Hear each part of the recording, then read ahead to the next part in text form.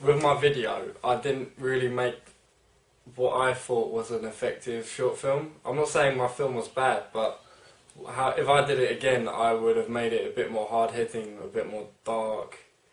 I think that the ones I researched, the short films, the good ones, were all kind of had darker plots or darker twists in them. I think ours was a bit too... It lacked any kind of meaning. It didn't really draw the emotions that I thought were necessary from to the audience to create a good short film. I wanted the crimes to be a bit more dark, or maybe the twist just be a bit more dark, just so that you can kind of get an impact from the audience. You maybe shock them or do something unexpected. I think ours was kind of easy to follow. It kind of lacked something, and I think it would have been better if we had added like a purpose or a real meaning or a point to our movie. Having said that, I think that our film was actually pretty good in the way that it was kind of constructed. The storyline was good. I feel like I went along with the group decision not to make it that dark and just to make it kind of easy. I wanted to do more of a thriller, but the people in my group said, oh, we did a thriller last year and we want to try something different, which is fair enough, but I feel for our movie it would have been much more effective in the time we had, the 5 minutes or so we had, to have made it a thriller movie. The poster that I've been working on, I feel like there are a couple bits to be changed due to some of the feedback I've received. I will probably go and do that soon. But the poster as it is now, I feel that it's a big improvement on what we had before. I mean, before we had just me holding my passport in front of a brick wall, and I said to my group, I said, let's just not cut corners. The only reason we're shooting in front of a wall is because you can't be bothered to go out and shoot anywhere else. And they're like, oh, it'll be fine. And what eventually was produced just did not look like a movie poster. So I decided that I would go out and take a few pictures myself. I used kind of a dark alleyway, so it gave me kind of like a mysterious enigma kind of effect, because I had shadows on my face which I increased in Photoshop. I went along with the kind of blue. I've got writing over my face, and some people say, oh, why is the writing on your face? Like the numbers blue, and the point of that was just to kind of take the idea of identity, like the crime and the police, they kind of number people. So you're not a person, if you're a crime statistic. It was all to do with the idea of time in the film and numbers.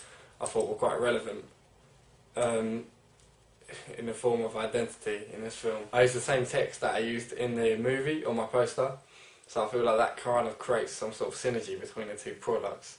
You can kind of recognise where that's come from, and that helps with creating a brand, I feel. I didn't want to give away too much on my poster, too much of the plot. I didn't want to say, oh yeah, it's a movie about a boy who gets into an altercation with a policeman or whatever. I didn't want to give away any of the plot, so I kind of led people down the wrong path with my poster. I wanted people to think that he was a dark kind of evil, maybe evil kind of person, just by adding in that dark shadow, and the eye contact is quite intense. I feel like that kind of adds to the audience expectations going into the movie. They're thinking, oh yeah, this guy's bad, he's going to get arrested, and it kind of leads them down the wrong path, which is what I wanted from my poster, really. And also I think just the kind of it's simple, the design is simple, but I feel like it makes for a better poster. Before, we didn't have any of this kind of empty space where we could put text on it. We had this, and there's not a lot of room to work with here and above my head or below me or whatever to put text, and I think that's really important in your poster. You need to have the title. You need to have space for your title. You need to have space for everything else, the reviews. So I feel like in our first one, no one really listened to it. I said, let's have some empty space like this, where we take the picture and we can have last night here, we could have so forth, and a text box. And everyone said, no, it'll be fine, and I kind of went along with it, stupidly. I should go with my gut instinct more, rather than just saying, okay, the rest of the group wants to do this, so, well, even 2 against 1, I lose. Rather than thinking like that, I should think, actually, no, I think I know what I'm talking about in this one, which would have saved us a lot of time in the end. I also did the review for the Little White Lies magazine, where I took a screen grab from our movie. I chose the CCTV scene screen grab because it's kind of relevant to the whole plot of the movie, and I made it as the exact layout, as close as I could make it to the magazine Little White Lies, because I feel that is the kind of magazine we're aiming our product at. I mean, they've done reviews of their short films in the past, and they're British based, so it ticks all the boxes for me. So it feels like, along with the poster, along with the movie, this could fit in as a kind of commercial way to promote our product. I used a program InDesign for this, and I feel like I managed to replicate what they have done pretty well. There was a couple of things that I couldn't figure out how to do, or I didn't have the skills or knowledge to do, such as in Little White Lies, the first letter of the article had its own little block. It was a big, like, bold, I remember the one I looked at was a big bold R at the beginning of the thing, and it had its own little space, but I couldn't work out how to do that, so I just made it a big bold L for last night, and kept it in its own line. So there's a couple of compromises I had to make, but I feel like I got very close to it looking quite professional, and I'm quite proud of that. The big key point in making a movie or making any kind of media product is that you've got to make something you're proud of. If someone says to you, oh, let me see your movie, and you think, oh, do I have to? Then you probably haven't made a good movie. If someone says, oh, can I see how your poster's looking, and you're not excited to show them, then you probably need to redo your poster. So I feel like you should take, I know editing, you see your movie and scenes from your movie over and over and over again, but all of that work should not be for nothing. Even if you get bored of it, you should want to show other people, and I feel like you know when you're in the right line when you get those feelings. This year I didn't particularly get those feelings about my movie. I wasn't particularly excited about showing everyone because I feel that I didn't push what I wanted to do this year as much as I did last year, and the group didn't really go with what I wanted to do as much this year. They wanted to do a kind of friendly, easy-going kind of movie with my storyline, but they took my storyline and did that with it. I wanted to make it a bit darker, because there was an example of a movie that could have been very good, and it was still good, but it was a BBC short film. It was called All My Dreams on VHS. A man has literally all of his dreams on videotape, and at first it's like, oh yeah, this is me playing with a monster, this is me, da da da da, and then the woman finds a dream that he had about her, and you think, oh no, he's going to be in trouble, rah, rah, rah.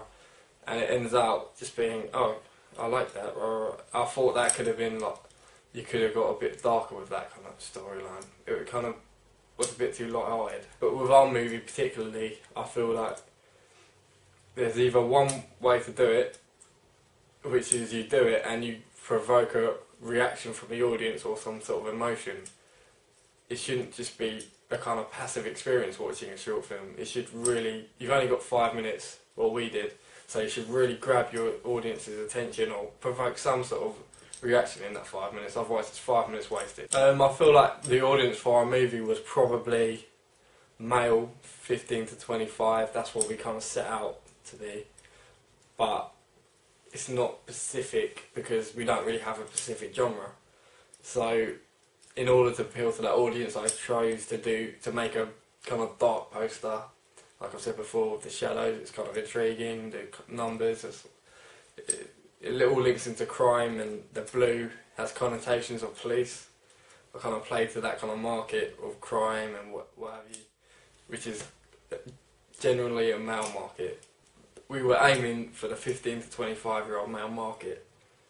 I don't feel we did enough to entertain that market.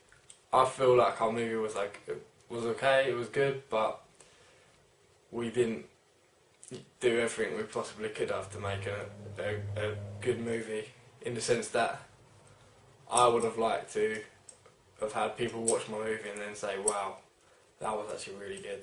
Well, I had people say, oh, it was really good, but I don't feel like we got that reaction from them, that genuine reaction of either shock in a good way or just some sort of strong emotion. There was no real point to the movie. I don't feel like we kind of raised enough issues or solved enough problems with our movie. Like, I feel people are going to watch it and then come out feeling the same as they did before they watched it. It doesn't really take you anywhere, which is what I wanted to do. Particularly, I've mentioned before, we're kind of playing with the idea of a kind of modern representation of the male role, the male gender, in the character Jack, who's a teenager. You see him doing his hair, you see him drinking, you see him partying about and doing stupid things. And then you see the policeman from the other generation, a more traditional male gender role in movies, where he's a police officer, he's respectable, he's quite serious. So I kind of toyed with the idea of having these two opposing representations of male gender in our movie, and the reason for that is to show that the male gender role was changing. Where in the previous generation, a male was seen, especially in a movie, as someone who's strong, who's reliable, unless he's a bad guy. Or I feel like in my movie we represented the new generation of male gender as being someone who's a bit unreliable, someone who's maybe a bit silly, he's not very respectable. Whereas the policeman talks in order to gain respect. He makes eye contact, and whereas my character Jack, who was hungover at the door, was kind of looking at his feet, was kind of rubbing his head like, oh, what's going on? Kind of mumbling a bit. The tagline that I've chosen for my poster was "Watch what you leave behind," which is sort of significant to the movie. It kind of leads you down the wrong path yet again. It's like, oh, what could he have left behind? What does that mean? Kind of creates a bit of an enigma, which is like what I wanted. I mean, the poster and the trailer, or whatever happens before the movie, is what gets the customers interested. And I know they're audience, but they are customers at the end of the day. The media industry is all about making money and making profit. So the poster has to be intriguing. So I feel like you can lead them down one path of a poster, and the movie can sort of take them to another path without having the poster lie to the audience. It kind of is misleading, but it's not irrelevant, and it's not lying to the audience. It's just sending them off down a different road, so that the twist is more effective in the movie. There's a couple main locations in our movie. One of them is like the teenager's bedroom, which is a place that most teenagers in our target audience can kind of relate to. And there's bottles of alcohol on the floor, like the mise-en-scene includes some props, includes like just a messy room really, and it's kind of playing to the fact that it's kind of playing to our target audience. It's saying like, I'm just like you, but it also kind of helps the story along a little bit, because we deliberately put those props there to say, oh, this character got really drunk the night before, and then we go on to explain why and how he got drunk and what he did, and it's kind of relevant to the plot as well as reaching out to the target audience. With my review, one of my other team members made the original draft, and I felt like it was trying to be too clever, almost in a way that where you have a beauty pageant winner and they say, oh, the problem in the world is we need to have more world peace. It's like you're trying to play up to what you believe people want you to say, rather than, you know, giving a kind of honest opinion or whatever. So I rewrote that. I rewrote the review, made it more relevant to our movie. I feel like some of the comments that were made in the review, the original one, weren't really that relevant to what we actually had done, and it didn't make sense because it was just over the top complicated language that didn't really flow well and didn't really make sense. I changed that. I talked about things that I felt were more realistic as talking points, rather than saying Gary Mills, the policeman, was a breath of fresh air. It was just one example. I felt, and it said his charisma, the policeman's charisma was breathtaking. I thought, no, actually, he didn't come across with charisma. We wanted him to be the kind of dull, older generation of a male role. And all he did was stand there at the door talking. So I thought, if you're going to say his charisma was breathtaking, it's like you haven't even watched the movie yourself. So I changed the comments that we made into things that are more relevant to fit our movie. And I feel like our review now is something you maybe would believe was made from the actual magazine. I'm not too sure because I don't usually read magazines that much. But I feel like it wouldn't be out of place in the little White Lies magazine that we chose.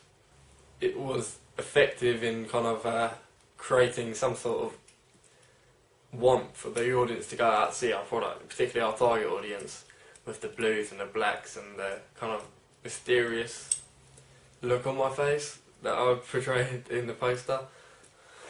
I got some feedback on that poster, such as the writing on the face makes you curious as to what is going to happen and that kind of thing. So that was all what I wanted to hear. It's just a bit of curiosity about what's going on. I did make another poster, however, as people liked it, but it didn't receive as much positive feedback as the other one. It didn't receive any negative feedback apart from one person who said to me that I should use the other poster. So I went with that decision because it was a decision I agreed with. I feel like the review is positive of our movie. It's definitely saying go out and see the movie, but it's saying it in a way that's not lying to the people who are reading the review. It's not saying, it was the best movie I've ever seen, or I feel like I was quite honest in writing the review. The layout's really close to the layout that we were looking for, which I was able to achieve in InDesign, and that I feel like it was an effective review, and if people read the review they would want to see the product. The movie, however, it's not exactly what I would have done had I had full control. But there are definitely good parts to our movie. I like the storyline. However, it wasn't going as far as I wanted it to go. It's still quite a good storyline, I feel. Some of the shots were really good. The CCTV shot that I came up with, and the shot where I go, the sequence where I'm getting out of bed, where we've used kind of cool camera techniques just to show that kind of boring, dull scene otherwise in a cool kind of way. I feel like we've achieved what we've kind of set out to do as a group, which is create a product that could be believable. We didn't want to come across like an amateur film crew, which is what we are, but we didn't want it to be obvious. We didn't want it to be glaring obvious that this is an amateur film, which I feel like it's not obvious. It could be on a BBC Short Films website, and it wouldn't look out of place.